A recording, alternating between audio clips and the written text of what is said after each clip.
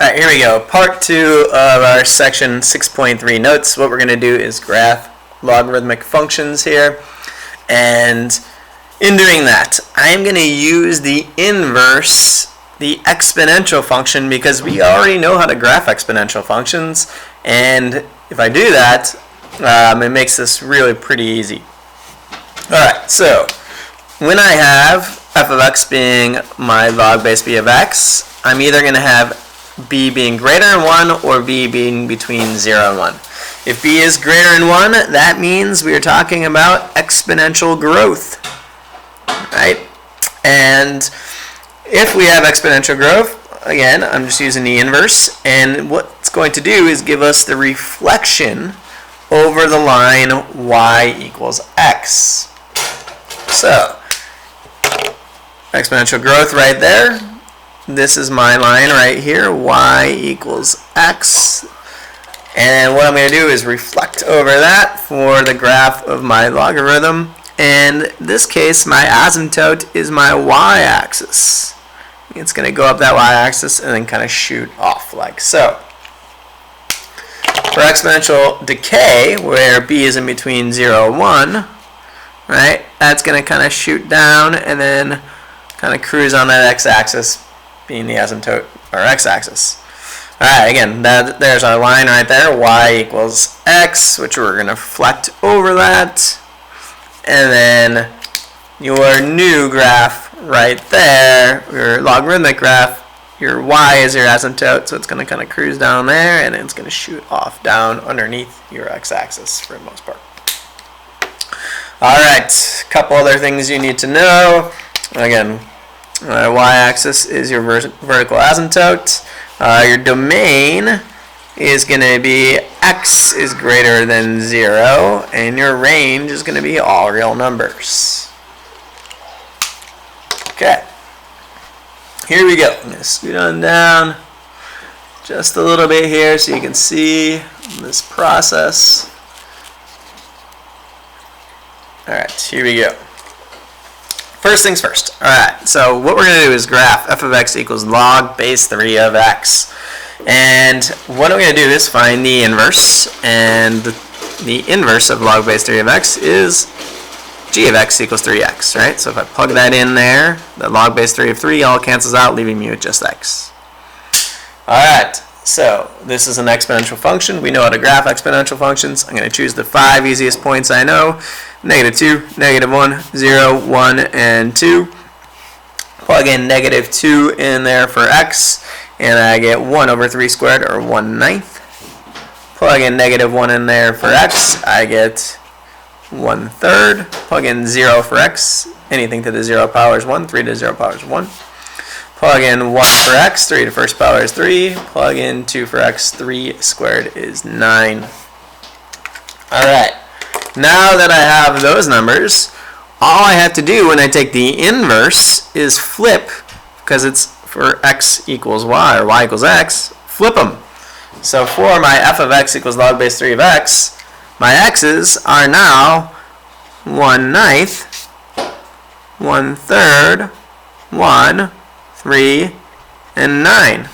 What the y's were in g of x equals 3 to the x power. And my y's are now what the x's were. -2, -1, 0, 1, and 2. Alright. So I'm going to go ahead and graph both of them in this case so you can see. But when you're doing it, you don't actually have to graph the inverse unless it's asking for that. But for now, I'm going to graph them both. Alright, so here we go. -2, 1/9. 2 to the left, and basically stop. Just a little bit above that x-axis. -1, 1/3. 1 to the left, up 1/3. 0 right or left, up 1, 0, 1.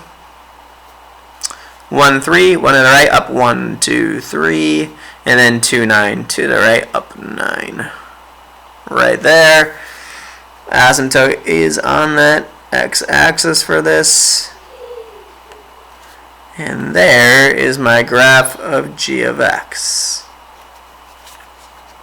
Alright. Now, that's just to help us with graphing the logarithmic function f of x, which is what we really want. And now I'm going to graph that one. So I got 1/9 negative 2. So 1/9 to the right, down 1, 2.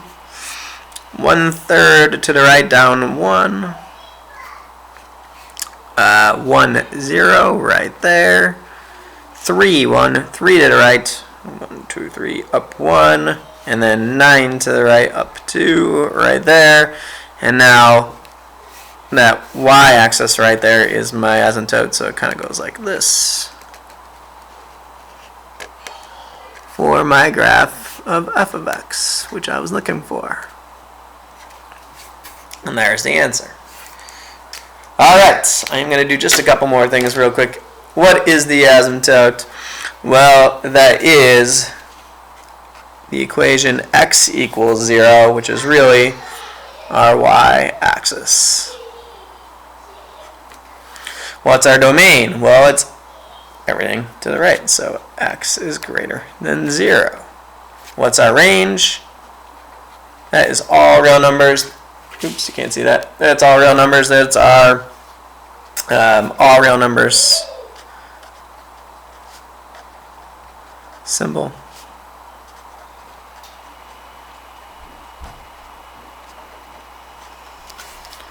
And there we go.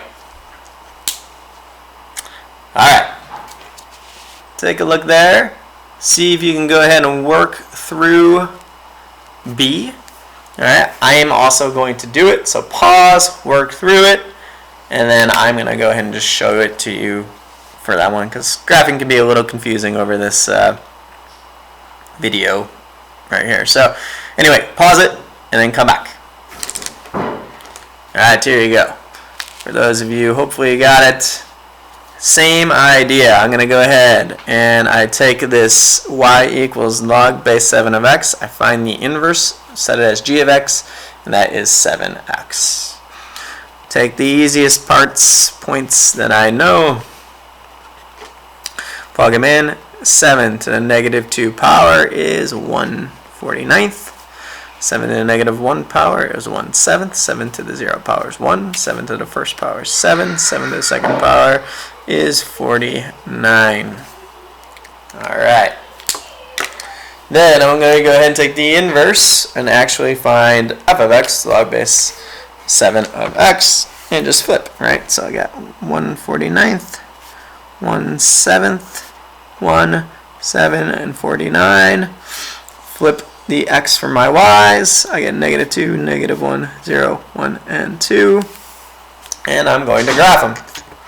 Alright, so here we go. I have 1/49, negative 2, right there. 1/7, negative 1, right there. 1, 0, right about there. 7, 1, 2, 3, right there. And then 49, 2 is not going to get on there. So here is what this graph looks like. It kind of cruises up that y-axis and then shoots across like so. There is my f of x graph. And this one, I'm not going to go ahead and graph the others. That's I just want you to kind of see. There is what we're looking for that graph. You don't have to do this part every single time, especially if it's not asking for that.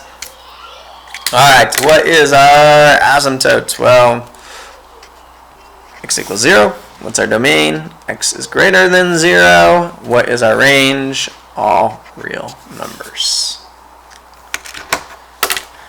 Alright, so that is section 6.3. Hopefully that makes sense to everybody.